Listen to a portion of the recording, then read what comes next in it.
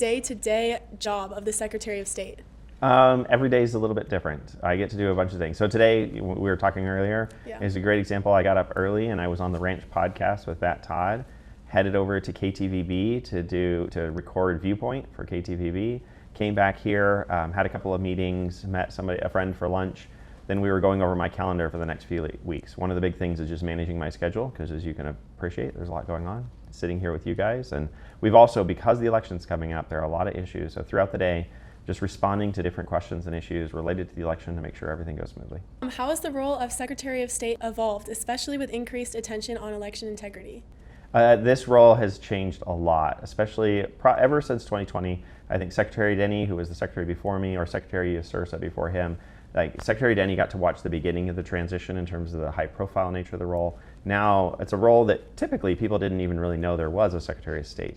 But with all of the attention on elections, especially following the 2020 presidential election, it really has grown in profile, and not just here in Idaho, but nationally. And I work very closely with my peers. And so, as Secretary Usursa recently said in a ProPublica article, the job almost doesn't resemble each other in terms of just the level of scrutiny, the level of attention, and the level of activity. I'm in Washington, D.C. almost every month or every other month under the current administration, just because there's so much attention on elections. What should first-time voters know before voting in a primary? I think the biggest thing is number one, to vote. VoteIdaho.gov is a simple resource. We've made it intentionally easy to use to find out information. So whether it's somebody who just turned 18 and is registering to vote for the very first time, or it's somebody in their 60s who's registering to vote for the first time, all the information's there on how to register. You can register online. You can also, and I think one of the big things is find out all the information you need. So finding out your polling location. Where do you go? When do you go to vote? If you want to vote early or absentee, that information is there. And really, maybe most notably, is we now have personalized sample ballots. So I don't expect most voters, regardless of age, to know what are they going to be voting on. Everyone thinks of voting in president, right? Yeah. But we aren't voting on a president this election coming up. We're voting for the governor, the United States Senate. But just as important as those is a lot of county races or local issues. And so you can actually go to voteidaho.gov, find the information. So look at the actual races, see the candidates, do Google research or whatever to figure out, oh, okay, this is what I'm making a decision on. Here's how I can participate. And I'll say one of the things that's really important too, that you guys should appreciate, people who vote when they turn 18 will become lifelong voters. So we want to encourage people to get involved.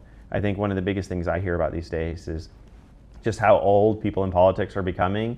Part of that's because old people vote, and we want to see all generations participating in the process and getting involved. So a great easy way is to participate and vote. And it's not just in November. Everyone thinks of Election Day in November, but here in the May primary in a state like Idaho, most races will be determined on May 19th. So we want to encourage people to get out and vote. Is being a barbecue master necessary for being Secretary of State? I don't think being a barbecue pit master is necessary. It's certainly part of my background. I always like to brag. My law degree hangs in my garage at home, and my barbecue trophies, as you can see, are on the shelf behind me. So you can see where my priorities lie. I have traveled around with my father-in-law and competed nationally in competition barbecue. But aside from that, I will say there may be one qualification. I have a great photo of me along with the Missouri and Kansas Secretary of State. And we are all three bald guys with glasses. So that may be one of the qualifications, although a lot of my peers would suggest otherwise. Are there any laws or procedures this year that voters should be aware of?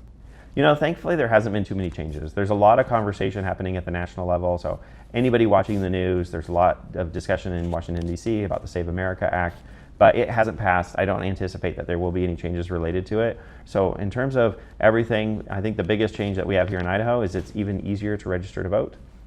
You can now do it sooner in advance of an election. You can do all of that online, like I mentioned, on voteidaho.gov. Otherwise, should be a pretty smooth election here in our state. What steps are your office taking to ensure elections are both accessible and secure? I think that's one of the big things. We're very active, whether it's at the legislature or just as we build up for election. Counties are the ones who run the elections locally, and we work really closely with them. And one of the big things, just making it possible for people to register online is a big step. We do everything else online these days, but also you can register at the polls on election day if you want to. So we try to make it really easy. One of the things in the last cycle that we saw was more people choosing to vote early in person.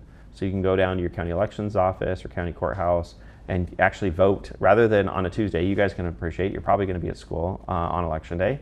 And so it might be easier to vote at a different time, like after school on some other day of the week, you can now do that because we have early voting. We also have absentee voting. So we make it easy. And then behind the scenes, we do so much to verify voter information, ensuring that there are no dead people on our voter rolls, no felons, no non-citizens. There's all sorts of safety checks we do, including all the way down to when somebody votes absentee, they have to sign the envelope that their ballot is in.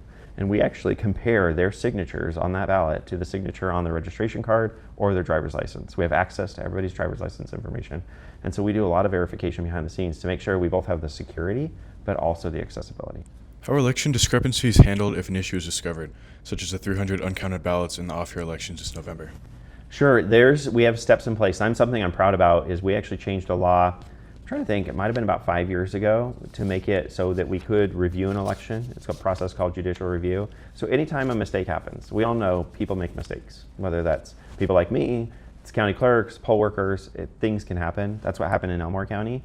But what we'll do is we'll go in, evaluate all the information available, and we can actually take it before a judge to decide, was a mistake made? And if a mistake was made, was it big enough to change the outcome of the results? And if it was, we can call for a new election. If it wasn't, then the results can stand. I think a really cool thing for me, about a year ago, I was asked to testify before Congress about Idaho's laws and how we were doing things, because Congress saw it as a model for how other states could be doing it. And this was a particular part of that process where they wanted us to share what we were doing in Idaho so that other states could learn from us.